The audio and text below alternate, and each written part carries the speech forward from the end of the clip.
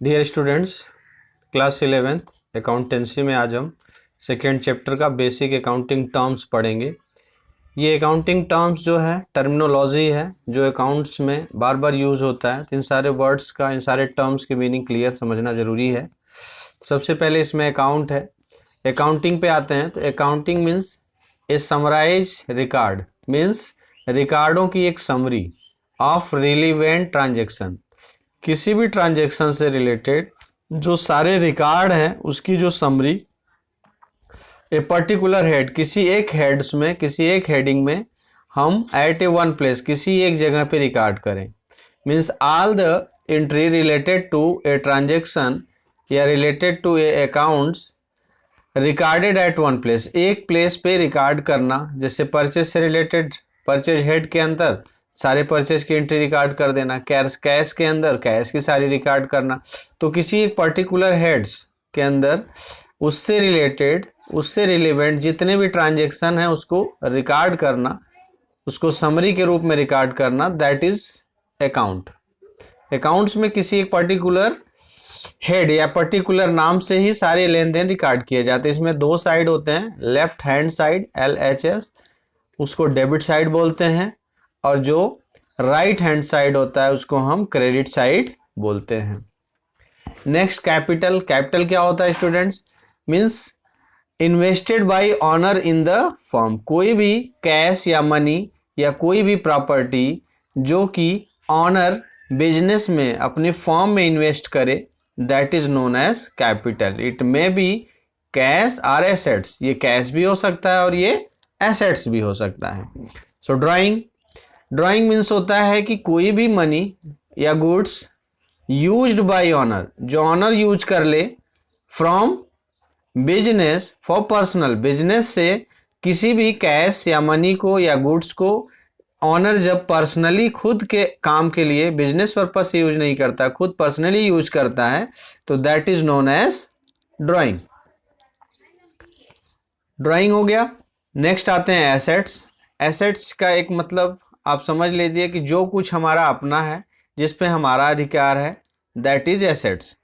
Valuable property and economic resources of business firm. Business firm का या business का कोई भी वैल्यूएबल प्रॉपर्टी या कोई भी economic resources is known as assets. उसको हम एसेट्स बोलते हैं। एसेट्स की कैटेगरी अलग अलग तरह से डिवाइड की गई है। टेंजिबल। टेंजिबल एसेट्स क्या होता है? जिसे हम देख सकें, छू सकें। जैसे आपका फर्नीचर हो गया, फर्नीचर हो गया, कैश हो गया, इस तरह से कोई भी प्रॉपर्टी जिसे हम that can be touch and seen. Intangible assets वो एसेट्स जिसे हम देख नहीं सकते, छू नहीं सकते, बस उसकी वैल्यू मनी में मेजर कर सकते हैं। इसमें आता है आपका पेटेंट आ गया, कॉपीराइट आ गया। पेटेंट, कॉपीराइट, कॉपीराइट, ट्रेडमार्क, ठीक है।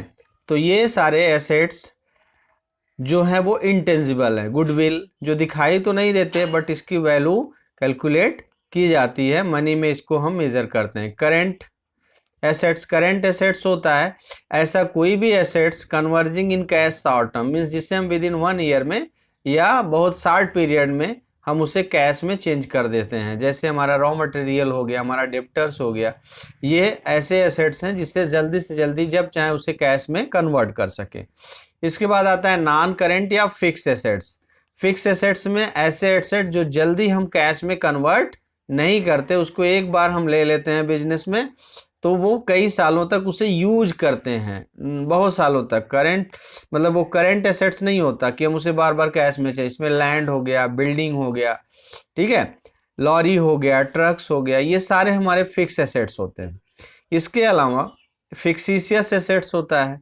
फिक्सिशियस एसेट्स जो नाम मात्र का एसेट्स होता है, जिसको हम कैश में रियलाइज नहीं कर सकते, मीन्स ये हम धीरे धीरे अपने प्रॉफिट से इसे राइट ऑफ करते हैं। ये हम एसेट्स में दिखाते तो जरूर हैं लेकिन इसे कैश में हम कन्वर्ट नहीं कर सकते। जैसे एक्सपेंसेज, एडवर्टाइजमेंट एक्सपेंसेज होता है, इस पे बहुत ज़्यादा एक्सपेंस कर दिया जाता है जो ईयर टू ईयर कई सालों की प्रॉफिट से उसे राइट ऑफ किया जाता है, उसे कैश में चेंज नहीं कर सकते। या फिर expenses on research and developments, मतलब जो डेवलपमेंट या रिसर्च पे खर्च होता है तो उससे रिसर्च कभी सक्सेस होता है नहीं होता, लेकिन उसका जो खर्च होता है उसको हम एज ए फिक्सिशियस एसेट्स मानते हैं। तो डियर स्टूडेंट्स, तो ये एसेट्स की हमने कैटेगरी आपको क्लियर की कि एसेट्स का मीनिंग क्या होता है। इसके बाद आते हैं लाइबिलिटी पे। लाइबिलिटी मीन्स होता है डेप्ट, जो अमाउंट हम आउटसाइडरों को पे करते हैं, जो हम एज ए कर्ज या लोन के रूप में लेते हैं, दैट इज डेप्ट। तो the amount which have to pay outsider that is known as liability or डेप्ट। ये भी दो कैटेगरी में होते हैं, करेंट लाइबिलिटी और नॉन करेंट। करेंट होता है जो लाइबिलिटी हम शॉर्ट टर्म में पे करते हैं, 1 मंथ 2 मंथ या विद इन 1 ईयर में जो पे कर दी जाएगी वो हमारी करेंट लाइबिलिटी होती है। Non current liability paid in long period, जिसे हम लॉन्ग पीरियड में means 5 year 6 year 10 year more than 1 year होता है, 1 साल से ज़्यादा ही होता है, तो इसे नॉन करेंट लाइबिलिटी या डेप्ट बोलते हैं। फिर आते हैं कैपिटल रिसिप्ट। रिसिप्ट क्या होता है? कोई भी मनी, कोई भी अमाउंट जो हमें रिसीव होता है, तो इसके भी दो नेचर होते हैं, कैपिटल और एक रेवेन्यू। तो जो receipt, the amount receipt which are accrued by other than business, जो हम बिजनेस ऑपरेशन से, अपने बिजनेस की एक्टिविटीज से नहीं रिसीव करते, बल्कि money receipt by sale of fix, जैसे कोई एसेट्स बेच दिए, कोई प्रॉपर्टी बेच दिए, तो उससे हमें जो पैसा मिलता है, मीन्स हम बिजनेस जो कर रहे हैं, बिजनेस से वो नहीं आ रहा है, वो किसी अदर सोर्स से जो हमें अमाउंट रिसीव होता है, और ये बार बार नहीं होता, ये इरेगुलर होता है। तो receipt which are accrued other than business operation and irregular nature that is known as capital receipt. जैसे हमने कोई प्रॉपर्टी बेच दी, तो जो कुछ हमें कैश मिला एसेट्स बेचने से, वो हमारा कैपिटल रिसिप्ट हो गया। कोई इन्वेस्टमेंट था, उसको हमने बेच दिया, वो हमारा कैपिटल रिसिप्ट हो गया।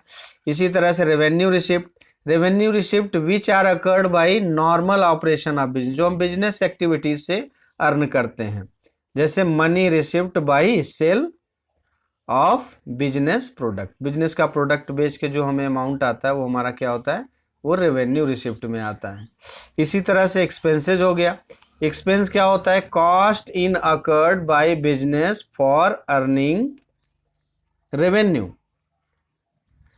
कॉस्ट मीन्स हम बिजनेस में कॉस्ट जो खर्च करते हैं, बिजनेस से जो रेवेन्यू कमाने के लिए, अर्निंग करने के लिए, रेवेन्यू जनरेट करने के लिए, जो इनकम जनरेट करने के लिए जो कुछ हम एक्सपेंस करते हैं, जो कॉस्ट हमारा लगता है, दैट इज एक्सपेंस। जैसे हम मजदूरी, वेजेस देते हैं, सैलरी देते हैं, रेंट देते हैं, इंटरेस्ट पे करते हैं, ये सब सारे खर्चे एक प्रकार से कॉस्ट में जुड़ जाते हैं। तो कॉस्ट जनरेटेड या cost incurred by a business for earning revenue that is known as expenses. तो डियर स्टूडेंट्स, ये हमने टर्म्स बताएं, अभी और भी टर्म्स हैं इस पार्ट में, अभी हम आपको इतना ही बता रहे हैं। नेक्स्ट वीडियो में, नेक्स्ट पार्ट में हम इसके बाकी जो टर्म्स हैं वो भी अच्छे से क्लियर करेंगे। फिलहाल आप इसको एक बार ज़रूर प्रैक्टिस करिए, रिवाइज करिए बढ़िया से, ठीक है? Okay, thank you.